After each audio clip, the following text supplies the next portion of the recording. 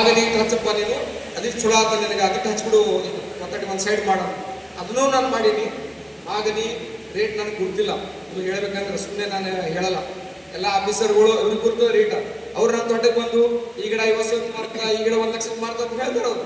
But ನನ್ನ ಮನಸ್ಸಿಗೆ ಖಾತ್ರಿ ಅದ, ಎಟ್ಟು ಕರೆ ಮಾರಲಿ ಒಂದು ಈ ಕೊಡುಗೆ ನಿಸರ್ಗಕ್ಕೆ ಒಂದು ಕೊಡುಗೆ ಕೊಟ್ಟಿವಿ.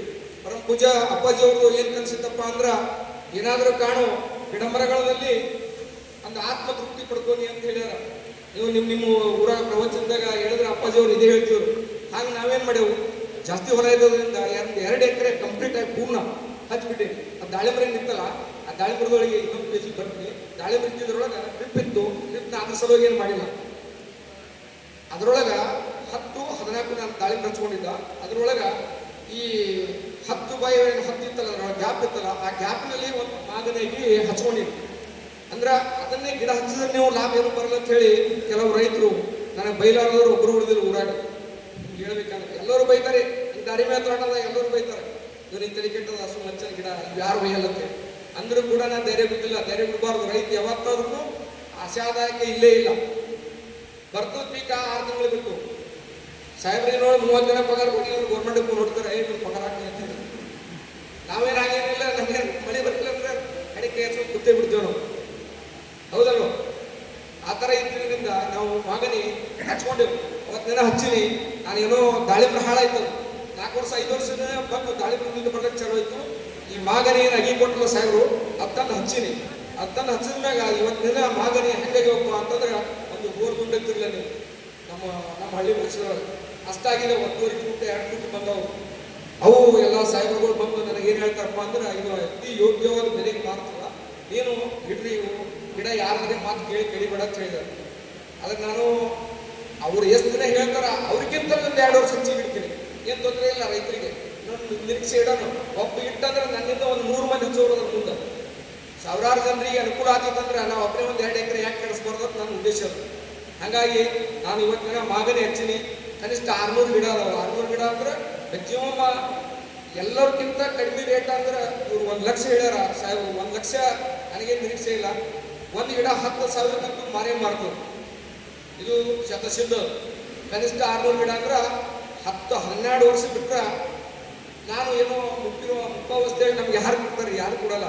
ನೀವು ಇದೆಲ್ಲ ಹೇಳಬೇಕಾದ್ರೆ ಇನ್ನೊಂದು ಸಣ್ಣ ಪಾಯಿಂಟ್ ಹೇಳ್ತೀನಿ ನಿಮ್ಗೆ.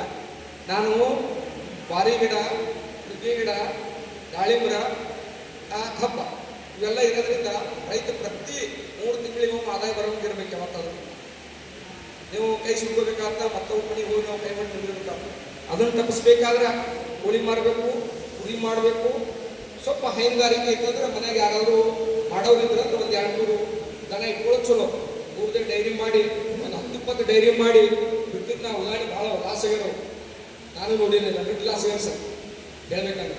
ಈ ಒಂದು 5-6 ಮಾಡಿದ್ರೆ ಯಾರು ಲಾಸ್ ಆಗಿಲ್ಲ. ಅವ್ರು ಇವತ್ತಿಗೂ ಹಾಗೆ ಮುಂದುವರ್ಸ್ಕೊಂಡಿದ್ದಾರೆ. ಅದು ಸಾಕಲ್ಲ ನಮಗೆ, ಪ್ರತಿನಿತ್ಯ ರೊಕ್ಕ ಬರ್ತದೆ.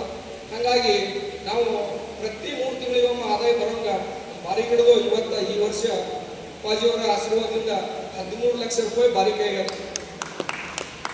13 ಲಕ್ಷ. ಸೊ ಕಬ್ಬಿಂದು 300 ಟನ್ ಆಗ್ಯದ, ಅದು 9 ಲಕ್ಷ ಬರ್ತದೆ. ಅದಕ್ಕೆ ಕ್ಯಾಲ್ಕುಲೇಷನ್ ಎಲ್ಲರಿಗೆ ಅದ. ಇವತ್ತು ಅದ್ರದ್ದು 7 ಎಕರೆ ಕಬ್ಬಿಂದು 9 ಲಕ್ಷ ಆಗ್ಯದ.